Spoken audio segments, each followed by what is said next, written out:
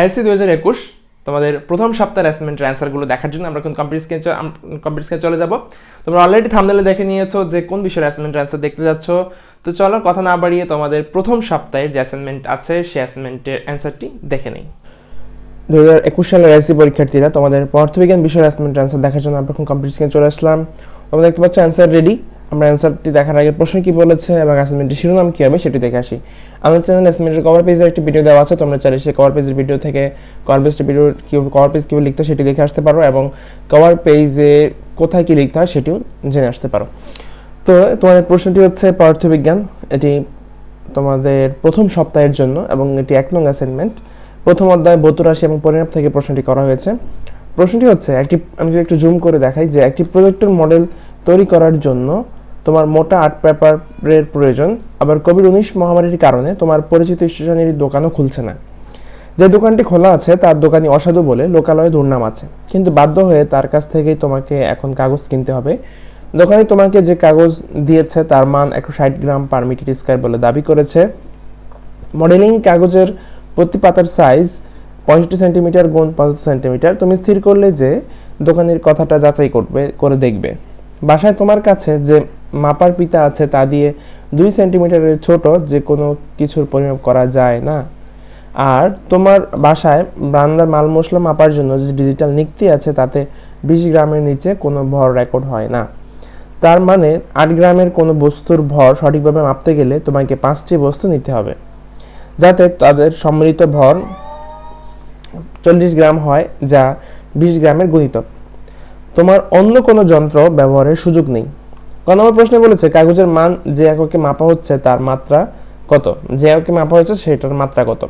আচ্ছা, তো প্রশ্নের অ্যান্সারের আগে আমরা অ্যাসাইনমেন্টের শিরোনামটি কি হবে সেটি জেনে নিই।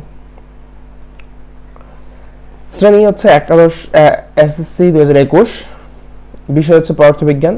অ্যাসাইনমেন্ট নং 1। অ্যাসাইনমেন্টের শিরোনাম হচ্ছে সরল যন্ত্রপাতি ব্যবহার করে সুষম আকৃতির বস্তুর ক্ষেত্রফল ও আয়তন নির্ণয়। তোমরা জানো যে তালুদের একাডেমি এবং তালুদের হেল্পলাইন শতভাগ নির্ভুল অ্যান্সারগুলো তোমাদেরকে দিয়ে থাকে। তো তালুদের হেল্পলাইন চ্যানেল তোমাদের একাদশ শ্রেণীর এবং যারা হচ্ছে এসএসসি 2021 সালে পরীক্ষা দিবে, এসএসসি 21 সালে পরীক্ষা দিবে, এইসব ক্লাসের অ্যাসাইনমেন্টের অ্যান্সারগুলো তালুদের হেল্পলাইন চ্যানেল থেকে প্রকাশিত হবে। তো তালুদের হেল্পলাইন চ্যানেলটিকে সাবস্ক্রাইব করে রাখুন, নোটিফিকেশন আইকনটি অন করে রাখুন। তো এই হচ্ছে অ্যাসাইনমেন্টের শিরোনাম, যে সরল যন্ত্রপাতি ব্যবহার করে সুষম আকৃতির বস্তুর ক্ষেত্রফল ও নির্ণয়, আয়তন নির্ণয়। এবার আমরা অ্যান্সারে চলে যাই। প্রথম ক নাম্বার প্রশ্নে। ক, কাগজের মান হচ্ছে 160 গ্রাম পার মিটার স্কয়ার। তো এককে যদি আমরা নিতে চাই তাহলে গ্রাম পার মিটার স্কয়ার। যদি আমরা এককে নিব তাহলে সেটাকে মাত্রায় যেহেতু প্রকাশ করবো তো এককে আগে নিতে হবে। একক হচ্ছে 160 তো আমার প্রয়োজন নেই, আমার গ্রাম পার মিটার স্কয়ার প্রয়োজন। তো গ্রাম পার মিটার স্কয়ার মানে গ্রামকে মিটার স্কয়ার দ্বারা ভাগ।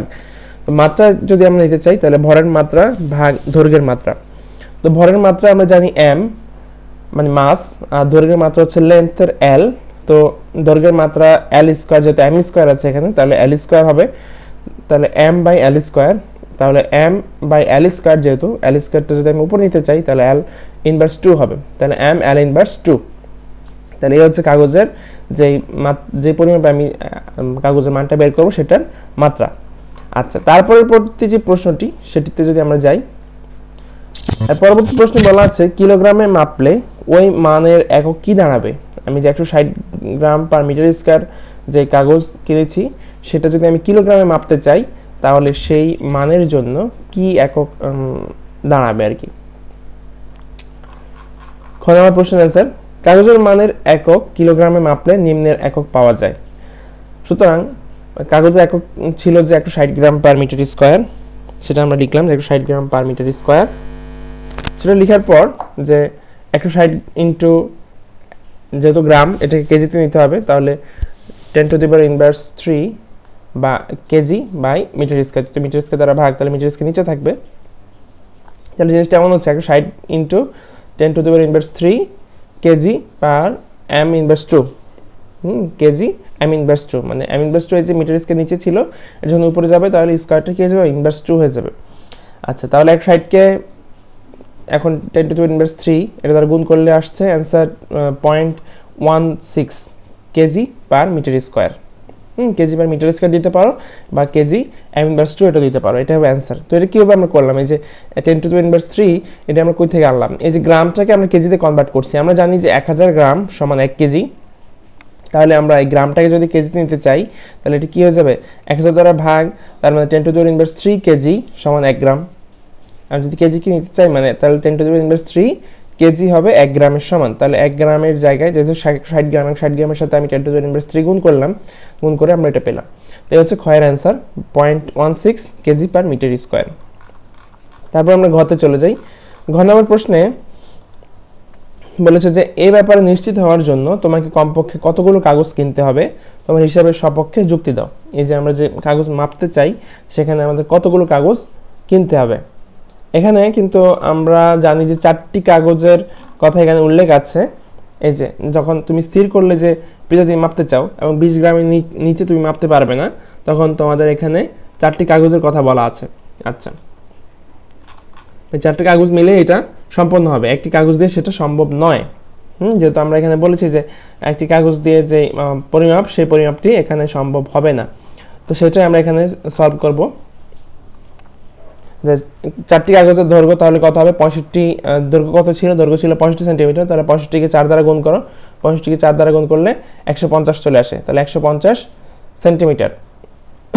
সরি, 4টি কাগজের দৈর্ঘ্য হবে তার 65 এর দ্বিগুণ, 65 না 75, 65 না, দৈর্ঘ্য হচ্ছে 75, 65 হচ্ছে প্রস্থ, দৈর্ঘ্যটা বড় তাই না, তাহলে 75 4টি কাগজ হবে, দুই পাশে দৈর্ঘ্য যোগ হবে, তাহলে 4টি কাগজ বসাতে হলে দৈর্ঘ্য বরাবর দৈর্ঘ্য, এখানে একটা এখানে নিচে একটা, তাহলে দুইটা মিলে 75 150, তাহলে 150 সেন্টিমিটার ইকুয়াল, এটা যদি আমি মিটার নিতে চাই তাহলে 1.5 মিটার।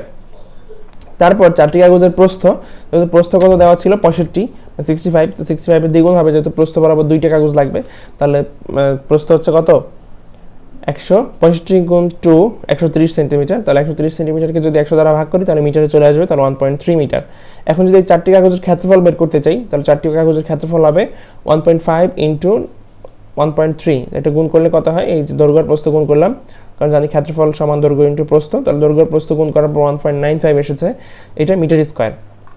তো দেওয়া আছে, মানে এখানে আমরা যেটা জেনেছি যে 1 মিটার স্কয়ার যে কাগজ সেটার মান হচ্ছে 160 গ্রাম, তাহলে আমরা এটা লিখব যে দেওয়া আছে 1 মিটার স্কয়ারের ভর হচ্ছে 160 গ্রাম, সুতরাং 1.95 মিটার স্কয়ারের ভর হবে 160, মানে 160 ইনটু 1.95, এটা যারা গুণ করলে যে গ্রামটা আসছে সেই গ্রাম, তাহলে গুণ করলে আসতেছে 312 গ্রাম,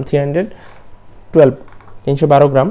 তাহলে 312 গ্রামে আমার কতটি কাগজ লাগবে সেটাই তো আমার বের করা লাগবে। তাহলে আমরা বিভাজ্য হিসেবে চিন্তা করব যে 20 গ্রামের গুণিতক, যেহেতু বলেছে যাতে সম্মিলিত ভর 40 গ্রাম হয় যা 20 গ্রামের গুণিতক, ঠিক আছে, এটা যাদের বলা হয়েছে এখানে। তাহলে যে 312 ইনটু 1, এটা হচ্ছে 312 হয়, 312 20 দ্বারা বিভাজ্য হয়। তারপর 312 গুণ 2, এটা 624, সেটাও 20 দ্বারা বিভাজ্য হয়। তারপর 312 গুণ 5, 4 দ্বারা 3 দ্বারা এগুলো দ্বারা হয় না, তো 312 গুণ 5 দ্বারা দিলাম, সেখানে 1560 আসে, যেটা 20 দ্বারা বিভাজ্য। তো যেহেতু এখানে 5 বারে গুণ করার পর আমার সেটা 20 দ্বারা বিভাজ্য হয়েছে, তাহলে আমার 5 বার করে কাগজ লাগবে, এবং আমি যেহেতু প্রথমবারে 4টা করে নিয়েছি, তাহলে 5 বারে 4 5 20, তাহলে সুতরাং মোট কাগজ লাগবে 5 × 4 ইকুয়াল 20টা।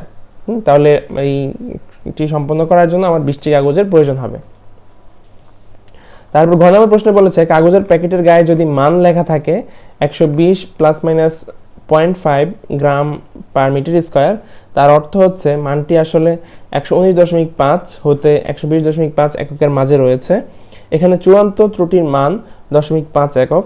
তোমার নির্ণীত মানের কতটুকু সূক্ষ্ম বা নির্ভুল, মানে 0.5 এককের কম হয়েছে না বেশি, যদি কম হয়ে থাকে তাহলে বা এর মধ্যে হয়ে থাকে, 0.5 এর মধ্যে হয়ে থাকে, তাহলে তোমার মানটি নির্ভুল হবে আর কি। তো এটি আমাদের এখানে দেখানো লাগবে। চলো অ্যান্সারে চলে যাই। ঘ নম্বর প্রশ্নের অ্যান্সার যে 8 গ্রাম কোন বস্তুর মাপের জন্য 5টি বস্তু নিলাম, তাদের সম্মিলিত ভর 40 গ্রাম। 5টি বস্তুর মান যথাক্রমে x1 = 8, x2 = 7.9, এটা আমাদের ইচ্ছা মতো মান নিলাম, 7.9, x3 হচ্ছে 7.8, x4 হচ্ছে 7.7, x5 হচ্ছে 8.6। তাহলে x বার কি হবে, মানে গড় যদি নিতে চাই তাহলে সবগুলো যোগ করে যতগুলো মান, 5টা মান নিয়েছি 5 দ্বারা ভাগ, তাহলে 8 + 7.9 + 7.8 + 7.7 + 8.6, এটা ভাগ হবে 5 দ্বারা, এটাকে 5 দ্বারা ভাগ করলে কত হচ্ছে 8 হচ্ছে, তাহলে x বারের মান হচ্ছে 8। তাহলে x বারের মান যদি 8 হয় আমরা এখন ডেল x1 এর মান বের করব। তো ডেল x1 হবে x bar minus x1, x বার হচ্ছে আমার 8 আর x1 8, তাহলে 8 থেকে 8 বিয়োগ করলে 0। তারপর ডেল x2 বের করব, ডেল x2 বের করলে x বার থেকে x2 বিয়োগ হবে, তাহলে x বার হচ্ছে 8, x2 হচ্ছে 7.9, তাহলে 8 থেকে 7.9 বিয়োগ করলে 0.1। তারপর ডেল x3 বের করলে x বার থেকে x3 বিয়োগ, তাহলে x বারের মান হচ্ছে 8, 8 থেকে x3 মান হচ্ছে 7.8, বিয়োগ করলে 0.2।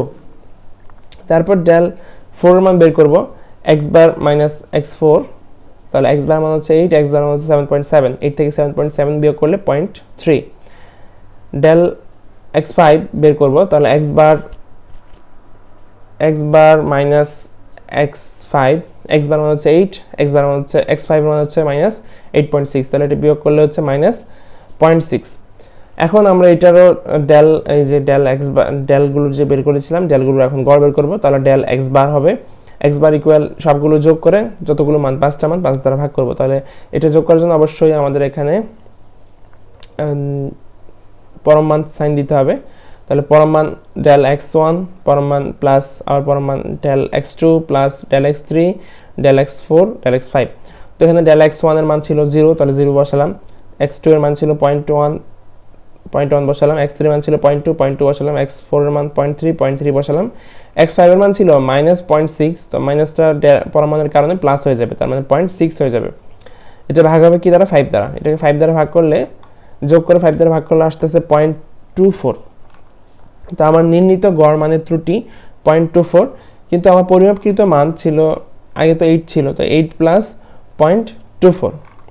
যেখানে উদ্দীপকের চূড়ান্ত ত্রুটি হচ্ছে 0.5 এর চেয়ে কম, সুতরাং আমার নির্ণীত মান নির্ভুল। উদ্দীপকের যে চূড়ান্ত ত্রুটি সেটা 0.5 এর আশেপাশে, মানে এটার কম হতে পারে বেশি হতে পারে, তো আমার কিন্তু 0.5 এর চেয়ে কম এসেছে, তাহলে আমার যে মানটা আমি বের করেছি সেটা নির্ভুল। তো এই ছিল আমাদের এসসি 21 সালের যারা পরীক্ষার্থী তাদের অ্যাসাইনমেন্টের অ্যান্সার। তো তোমরা ভিডিওটি বেশি বেশি বন্ধুদের মাঝে শেয়ার করে দাও, যাতে তোমার বন্ধুরা দেখে উপকৃত হতে পারে। কে কোন স্কুল কে কোন জেলা থেকে ভিডিওটি দেখছো সেটি কমেন্ট সেকশনে জানিয়ে দাও। আর যেটি বলবো, আমার চ্যানেলটি যারা এখন সাবস্ক্রাইব করেনি চ্যানেলটি সাবস্ক্রাইব করে দাও।